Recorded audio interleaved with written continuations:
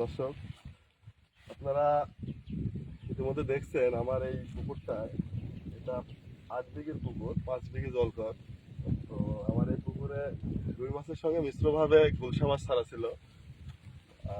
ইতিমধ্যে দেখছেন গুলশা মাছটা মরকের কারণে, মরক লেগে মোটামুটি সব গুলশা মাছই মারা গেছে।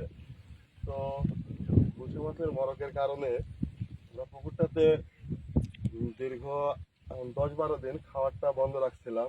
এখনো মারা যাচ্ছে, দু একটা দেখা যাচ্ছে, একদম ক্লিয়ার হয়নি। তো আজকে থেকে পুকুরে খাবার দেওয়া আবার শুরু করব। তো আপনাদের সঙ্গে খাবারটা আমরা কিভাবে দিই, কখন দিই, কোন সময় দিই, আমরা মূলত সকালবেলা ডুবন্ত খাবারটা দিই, সেটাই খাবারটা দেওয়া আজকে আপনাদের সঙ্গে শেয়ার করব। আমরা আসলে খাবারটা কিভাবে দিই। তো আমরা এই যে খাবারটা মূলত ট্রে দিই, ট্রে বলতে ড্রামে দিই। তো ওই যে যে ড্রামগুলো আছে, ড্রামগুলাতে আপনার চার কোনাতে বোতল বলে, আপনার তেলের যেগুলা বোতল আছে, খালি বোতল, সেগুলো চার কোনায় চারটা বেঁধে একটু একদম ডুবে না গিয়ে হালকা একটু মানে মাঝামাঝি টাইমে থাকে, তো সেভাবেই বোতলটা আমরা সেট করি। খাবারগুলো দাও আগে, খুদের ভাতটা দাও।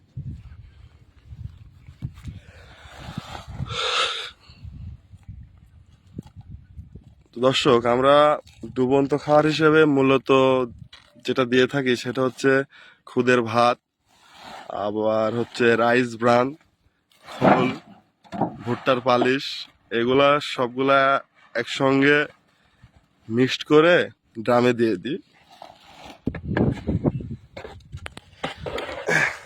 এখানে আপনার ভিজানো আছে গতকালকে, এখানে ভিজানো হচ্ছে সরিষার খোল, ভুট্টার পালিশ আর রাইস ব্রান, সবগুলো একসঙ্গে একদিন ভিজিয়ে রাখা হয়।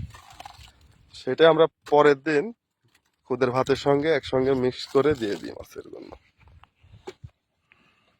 তো আমরা এই আমাদের এলাকায় ড্রাম বলে আসলে এটাকে, আমরা ড্রামে করে এখন খাবারটা মিডিলে না, একটু দূরে দেওয়ার চেষ্টা করি।